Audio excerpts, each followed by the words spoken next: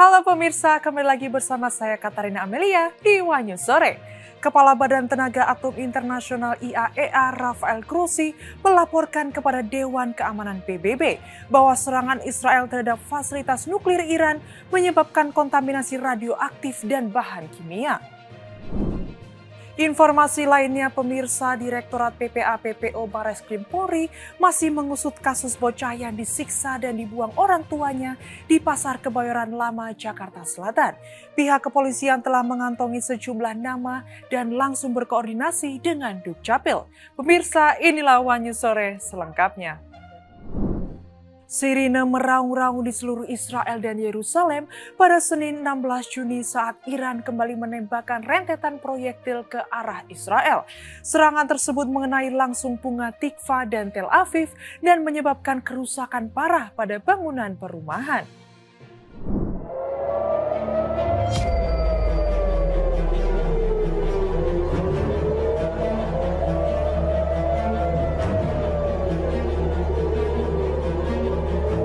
Sirine meledak di seluruh Israel dan Yerusalem pada hari Senin 16 Juni ketika Iran menembakkan rentetan proyektil lain terhadap Israel.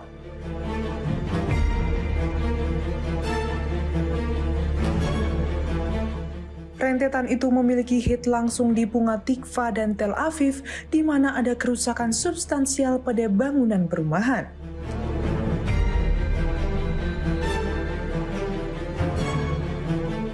Israel meluncurkan serangan udara terbesar terhadap Iran pada hari Jumat 13 Juni terhadap komandan ilmuwan nuklir, target militer, dan situs nuklir.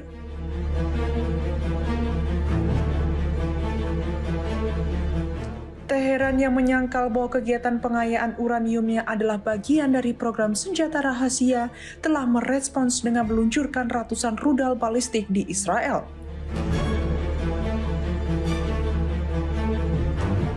Penduduk di kota Israel Pekva dievakuasi dari sebuah bangunan Senin pagi setelah dipukul dalam rentetan rudal terbaru yang diluncurkan dari Iran.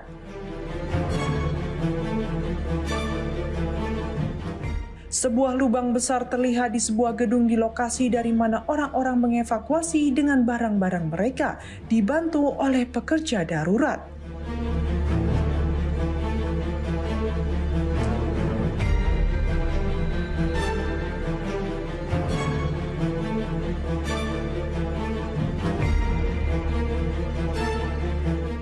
Awal hari Senin, militer Israel mengatakan telah mendeteksi lebih banyak rudal yang diluncurkan dari Iran menuju Israel.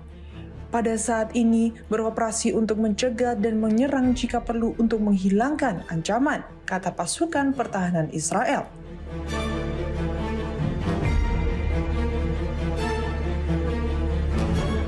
Setidaknya 10 orang di Israel termasuk anak-anak telah terbunuh sejauh ini, menurut pihak berwenang di sana.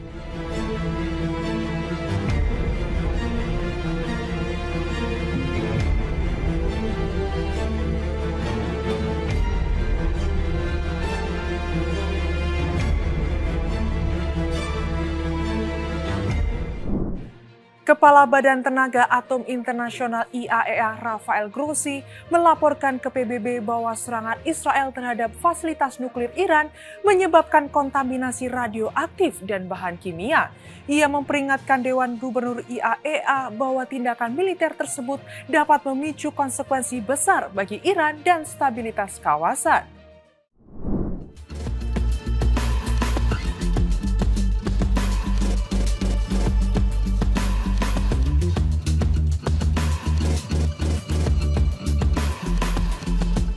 Kepala Badan Tenaga Atom Internasional IAEA Rafael Grossi melaporkan kepada DKPBB bahwa serangan Israel terhadap fasilitas nuklir Iran di Natanz mengakibatkan kontaminasi radioaktif dan bahan kimia.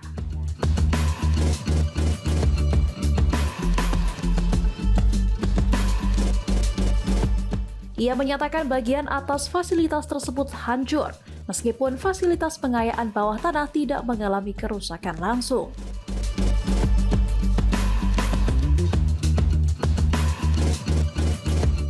Namun pemadaman listrik diyakini berdampak pada operasi sentrifugal di dalam fasilitas itu.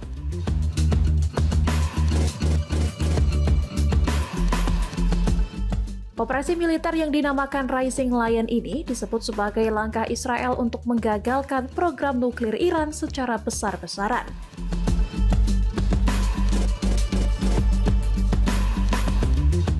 Serangan ini menargetkan banyak lokasi, termasuk fasilitas yang dijaga ketat di Teheran dan sejumlah provinsi di barat Iran.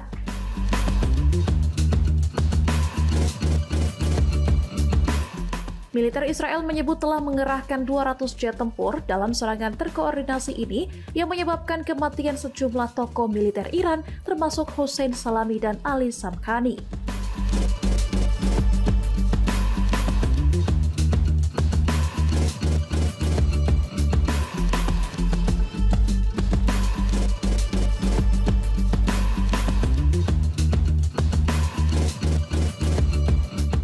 IAEA mengonfirmasi tidak ada peningkatan tingkat radiasi di luar fasilitas Natanz, namun terdeteksi kontaminasi internal yang memerlukan langkah perlindungan khusus.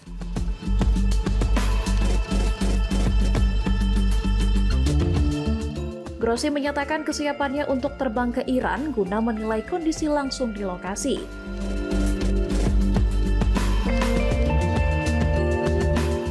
Ia menegaskan kepada Dewan Gubernur IAEA bahwa tindakan militer terhadap fasilitas nuklir bisa membawa konsekuensi besar bagi Iran dan stabilitas kawasan.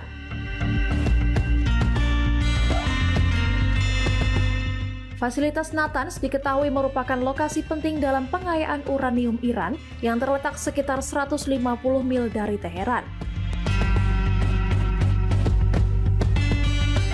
Meski otoritas Iran menyatakan kerusakan yang terjadi hanya dangkal, IAEA mengungkapkan bahwa situs lain seperti Fordow dan Isfahan juga terdampak.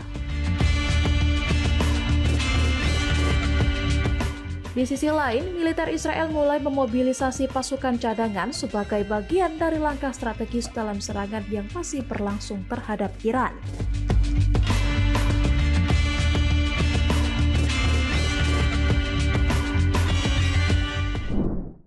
Perdana Menteri Israel Benjamin Netanyahu akhirnya muncul ke publik usai serangan Iran menghantam wilayah Tel Aviv. Sebelumnya Netanyahu dikabarkan bersembunyi di bunker rahasia saat rudal-rudal Iran menggempur sejumlah kota di Israel.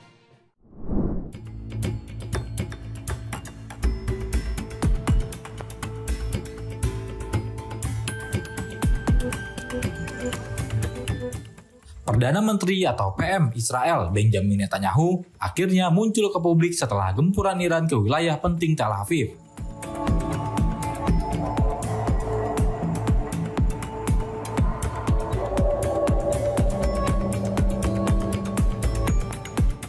Sebelumnya, Netanyahu dilaporkan tengah bersembunyi di bunker rahasia saat rudal Iran menggempur beberapa kota di Israel.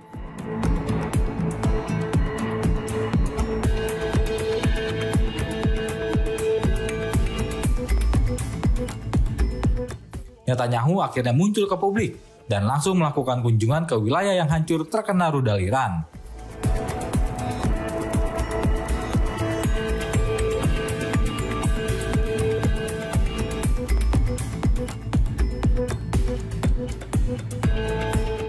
Ia mengunjungi sebuah gedung apartemen di Bat Yam dekat Tel Aviv dan bertemu para korban.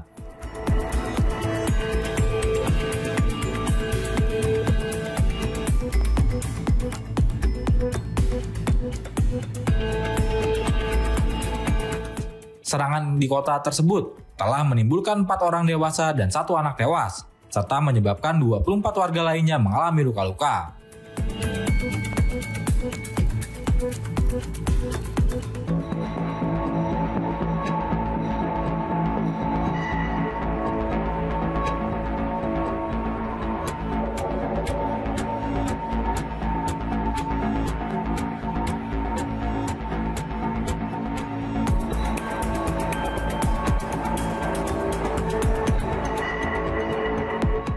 Netanyahu mengatakan Iran akan membayar harga yang sangat mahal setelah setidaknya 6 orang tewas.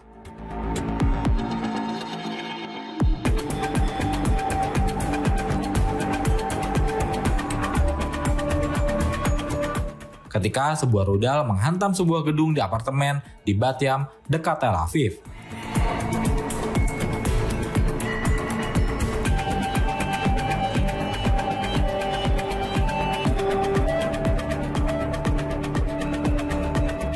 Iran meluncurkan operasi True Promise 3 hari lalu sebagai tanggapan atas agresi Israel yang tidak beralasan dan ilegal.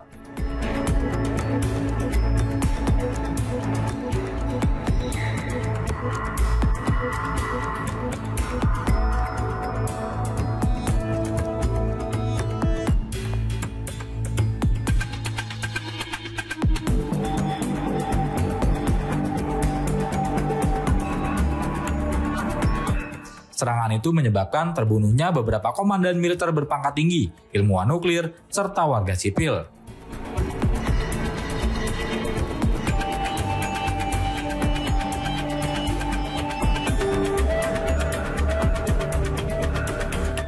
Brigadir Jenderal Mohammad Kazemi yang menjadi kepala organisasi intelijen IRGC dibunuh dalam agresi Israel terbaru hari Minggu.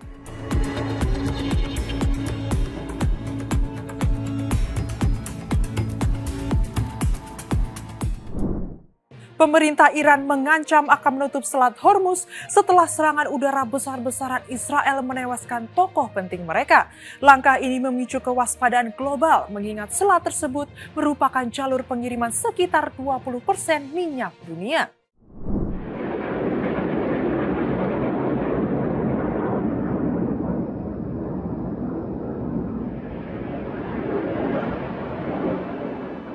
Pemerintah Iran mengancam akan menutup Selat Hormuz, lokasi untuk mengirim minyak keluar wilayah Persia. Pihak Iran mengeluarkan ancaman tersebut menyusul serangan udara besar-besaran oleh Israel. Pasalnya, serangan itu menewaskan sejumlah tokoh yang penting untuk Iran.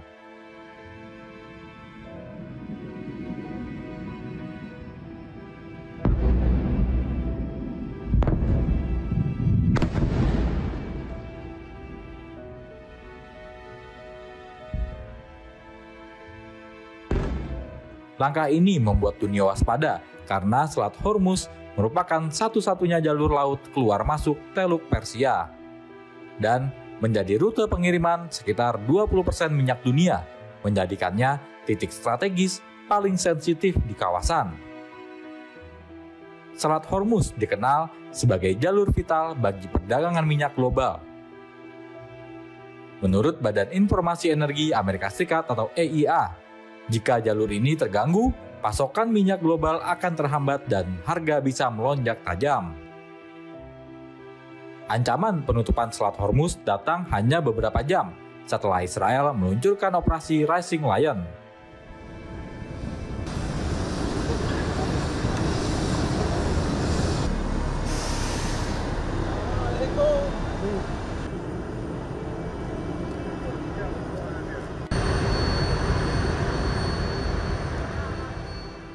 Sebuah serangan udara skala besar ke Iran pada Jumat 13 Juni 2025.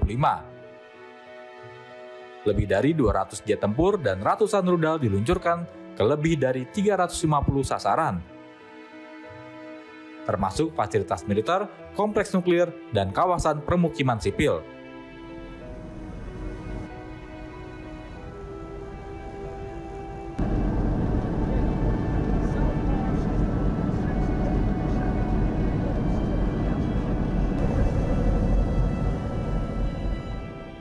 Laporan dari Mehr News dan Daily Times menyebutkan bahwa serangan ini menewaskan puluhan orang,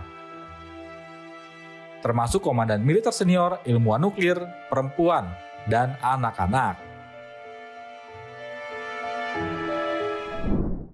Direktorat PPA-PPO Bareskrim Polri terus mengusut kasus bocah MK yang disiksa dan dibuang orang tuanya di Pasar Kebayoran Lama. Polisi kini telah mengantongi sejumlah nama dari korban dan langsung berkoordinasi dengan Dukcapil untuk memastikan identitas.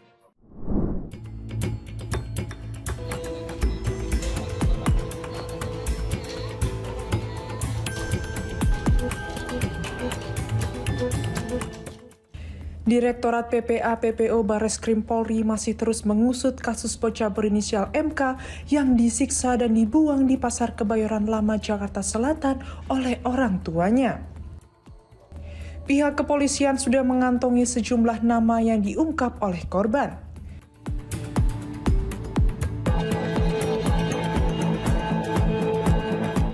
Direktur PPA PPO Bareskrim Polri Brigjen Nurul Azizah mengatakan dari sejumlah nama yang didapatkan pihaknya langsung berkoordinasi dengan pihak Dukcapil serta melakukan pelacakan ke sejumlah wilayah selain di daerah khusus Jakarta, yaitu di Jawa Tengah dan Jawa Timur. Namun sampai saat ini pihak kepolisian belum menemukan orang-orang dengan nama seperti yang diungkap oleh korban.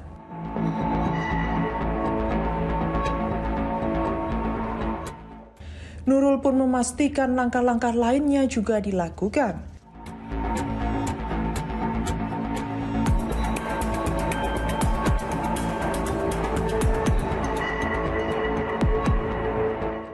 Sedang mendapatkan perawatan secara intensif dan kami terus melakukan koordinasi dengan tim medis untuk memastikan penanganan dan kesehatannya secara optimal. Di samping itu kami juga melakukan koordinasi dengan para pemangku kepentingan terkait, yaitu dari pekerja sosial, kemudian UPTD PPA dan KPPPA dalam rangka pemberian pendampingan, pemulihan psikologis, perlindungan dan menjamin keselamatan korban sebagai prioritas utama.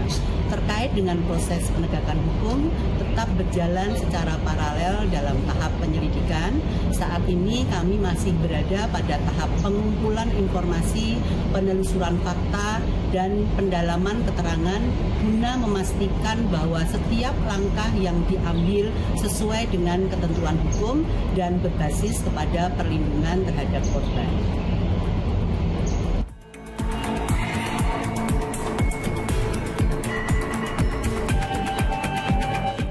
Seperti pelacakan administratif, investigasi di lapangan, hingga analisis data dan digital forensik.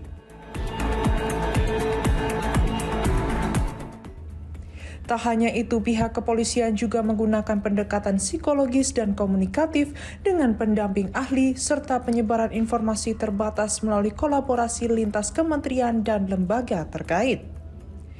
MK telah menjalani operasi bedah ortopedi di Rumah Sakit Bayangkara Polri pada Sabtu 14 Juni 2025. Nurul mengatakan kondisi korban mulai membaik meskipun masih dalam keadaan lemas dan membutuhkan pemulihan intensif.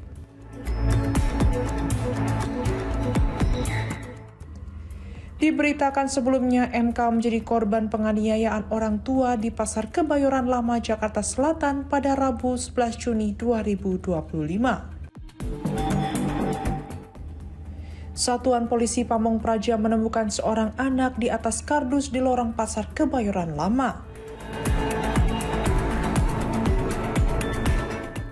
Ia ditemukan seorang diri dan mengaku disiksa oleh orang tuanya.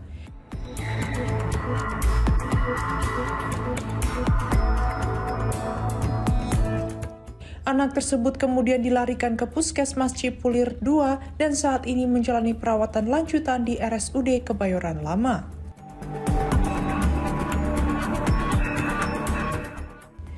Kepala Satpol PP Kebayoran Lama Dian Citra memberikan keterangan bahwa ditemukan sejumlah luka di tubuh sang anak, seperti lebam dan luka bekas senjata tajam. Kasus tersebut semula dilaporkan ke Kepolisian Daerah Metro Jaya, tetapi kemudian dilimpahkan ke Bareskrim.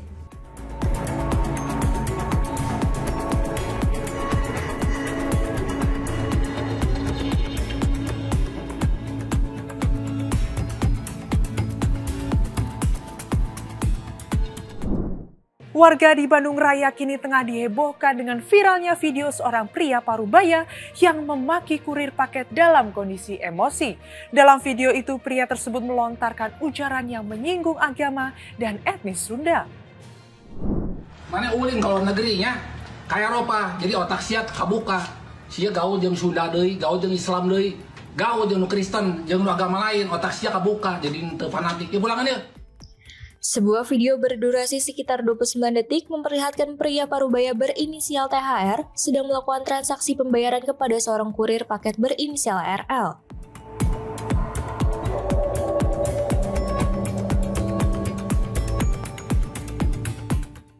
Di kawasan Taman Kopo 5, klaster Summerville nomor 75 Desa Rahayu, Kecamatan Marga Asih, Kabupaten Bandung.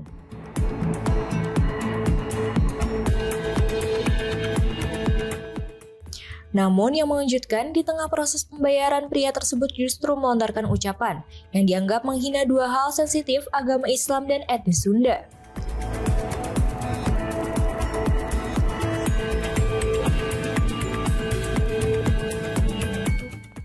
Dengan nada tinggi dan penuh emosi, THR menyuruh si kurir agar tidak bergaul dengan orang Sunda dan umat Islam.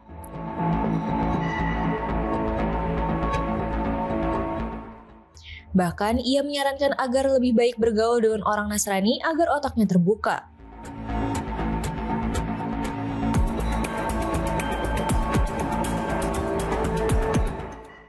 Pernyataan ini sontak memicu kemarahan netizen, karena seolah menganggap masyarakat Sunda dan penganut Islam berpikiran tertutup. Buntut dari video yang viral tersebut, media sosial pun geger.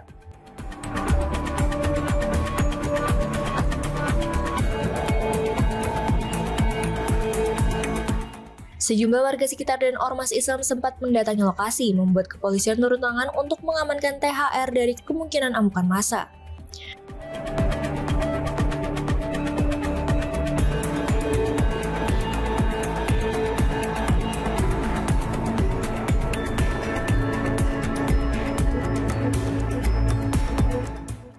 Saat ditemui di Mapolres Cimahi, Kasat Reskrim Polres Cimahi AKP Dimas Garis Suryo Nugroho membenarkan adanya kejadian tersebut.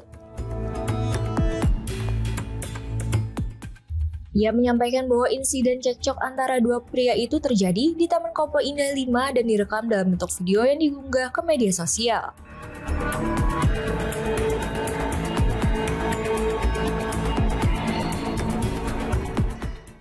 Saat ini, kedua pria yang terlibat dalam insiden itu telah diamankan di Satreskrim Polres Cimahi. Keduanya dimintai keterangan sebagai saksi, sementara dugaan tindak pidana masih dalam proses penyelidikan.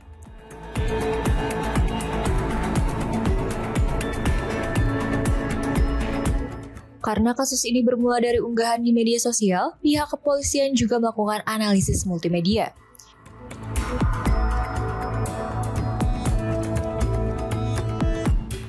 Video diperiksa secara terpisah untuk mengidentifikasi secara utuh isi percakapan dan konteks dari ucapan yang terekam.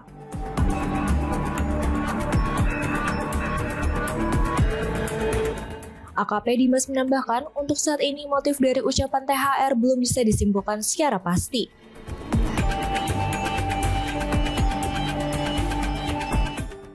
Penyidik masih mengumpulkan fakta-fakta yang ada di lapangan sebelum menentukan langkah hukum selanjutnya.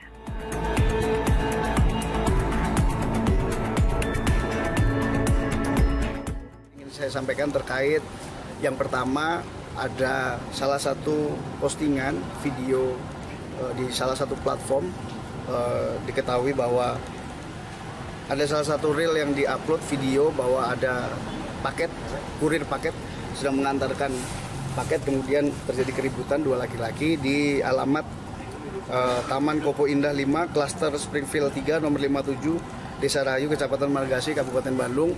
Memang betul, pada saat ini untuk kedua pria yang ada pada dalam video sudah kami bawa ke Mako Satreskrim Polres Cimahi, sedang dilaksanakan pemeriksaan saksi karena ini masih dalam tahap penyelidikan, sehingga dugaan tindak pidana masih kami dalami, proses sedang berjalan. Kemudian karena berangkatnya muncul dari video yang ada pada media sosial, sehingga kami akan melaksanakan analisis multimedia. Jadi nanti video akan kita putar secara part by part, jadi nanti kita tahu apa yang disampaikan dan lain sebagainya. Kemudian proses penyelidikan sudah berjalan, mulai per malam ini kita akan lakukan pemeriksaan secara intensif. Mungkin itu yang baru bisa kita sampaikan, selebihnya nanti akan kita sampaikan lagi kepada media jika ada perkembangan. Motifnya apa, Bang? Oke, baik, terima kasih. Sampai hari ini, sampai saat ini kami belum bisa menyampaikan motifnya apa. Jadi kami hanya baru mengumpulkan semua fakta yang ada pada TKP. Karena memang proses penyelidikan kami kumpulkan dulu. Jadi ada 2 orang, kemudian apa yang disampaikan, apa yang terjadi. Ini sedang kami periksa, kami sedang melaksanakan pemeriksaan. Tidak hanya pada 2 orang itu, jadi semua yang ada pada TKP, tempat kejadian perkara yang ada pada video, sedang kami periksa. Jadi kami mohon waktu kesabarannya. untuk menunggu apa yang terjadi sebenarnya. Bang, itu sempat diamani oleh petugas juga, itu memang menghindari amuk massa atau gimana Bang? Baik, yang utama adalah menjaga harkam tipmas. Jadi karena tadi sudah terlalu banyak saat patroli dan Polsek Margasih, Polres Cimahi mendatangi TKP, kemudian sudah banyak orang, langkah kepolisian yang pertama kali harus diambil adalah mengamankan keduanya terlebih dahulu di Polsek untuk mengantisipasi dan tidak terjadi hal-hal yang tidak diinginkan. Bang, penegasan Bang untuk ada pelaporan ya. Jadi ini memang karena konsepnya muncul dari media sosial, kemudian secara bersamaan sebetulnya dari Polsek Margasih juga sudah mendatangi TKP. Jadi waktunya secara terpisah, namun secara bersamaan. Nah, motifnya dan lain sebagainya apa yang disampaikan, kalau secara video analisa awal tadi kami dari yang piket menerima bahwa kami hanya melihat ada penyampaian dengan nada tinggi. Nah, kemudian untuk isi kami harus butuh analisa lebih dalam. Kalau yang disampaikan dan lain sebagainya nanti akan kita sampaikan saat rilis berikutnya. Akan melibatkan ahli bahasa berarti Bang untuk insya Allah apapun yang sekiranya dibutuhkan dalam semua pemeriksaan nanti pasti kita akan periksa sesuai prosedur. Bahwa kami menghimbau juga dari Kepolisian Resort Cimahi bahwa proses ini sudah kami tangani. Percaya bahwa proses penyelidikan akan kami laksanakan sesuai prosedur dan SOP. Jadi mohon untuk masyarakat dapat menahan diri dan untuk tidak melakukan hal-hal di luar kegiatan hukum atau melakukan hal-hal lain secara mandiri. Jadi pasrahkan, nanti kita akan update untuk penanganan kasusnya seperti apa. Kalau inisial yang ada di dua orang di video tersebut, dua orang laki-laki dengan identitas THR si pemilik rumah. Kemudian untuk yang kita ketahui diduga kurir, jadi kurir paket salah satu brand itu berinisial RR. Jadi kami masih inisialkan karena kami menjaga privasi dari keduanya.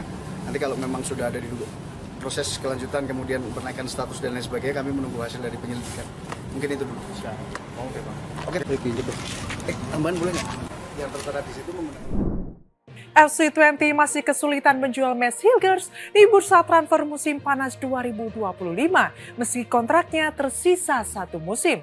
Belum adanya tawaran konkret dari klub lain memicu spekulasi soal harga atau performa sang bek timnas Indonesia tersebut.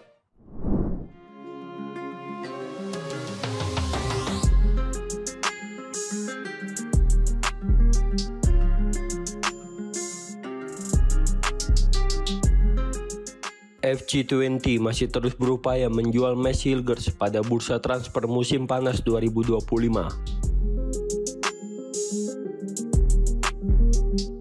Namun hingga pertengahan Juni ini, upaya tersebut belum membuahkan hasil. Padahal menjual Hilgers termasuk salah satu agenda utama FC20 demi mendatangkan dana segar untuk membeli pemain baru.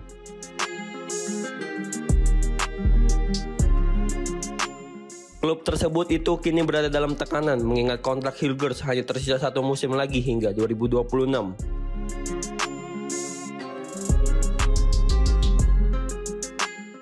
Uniknya, hingga kini belum ada pembicaraan sama sekali mengenai perpanjangan kontrak. FC20 pun berada di persimpangan. Bila tidak segera melepas sang bek, mereka terancam kehilangan pemain bernilai tinggi itu secara gratis pada musim berikutnya. Masalahnya, belum ada satupun klub yang mengajukan tawaran resmi.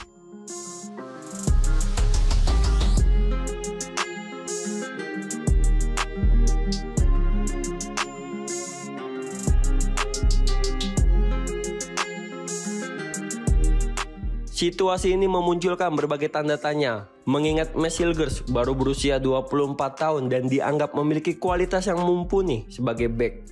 Banyak yang mempertanyakan apa sebenarnya kendala utama, apakah harganya terlalu mahal atau performanya belum meyakinkan.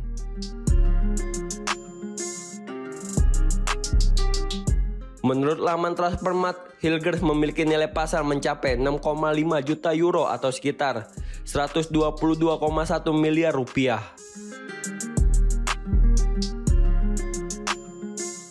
Nilai itu tergolong tinggi untuk pemain yang sejauh ini belum memberikan prestasi berarti, terutama karena ia belum pernah mengangkat trofi selama membela 20.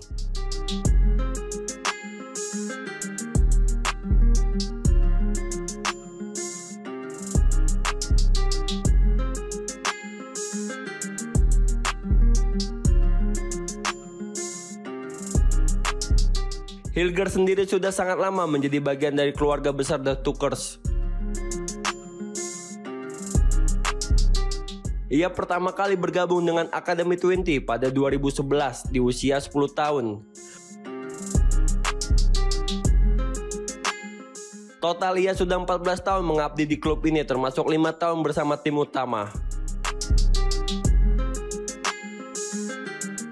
Hingga kini, sang bek tersebut telah tampil dalam 131 pertandingan resmi bersama 20.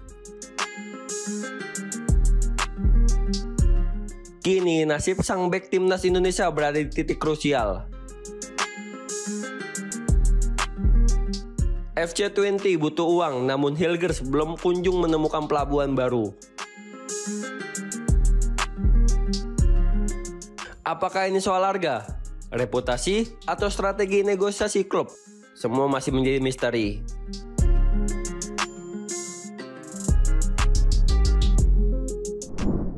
Demikian informasi yang dapat kami sampaikan pemirsa. Terima kasih telah bergabung bersama kami. Saya Katarina Amelia dan seluruh tim yang bertugas mengucapkan sampai jumpa di One News Story berikutnya. Setiap hari pukul 19 hanya di kanal YouTube TV One News.com.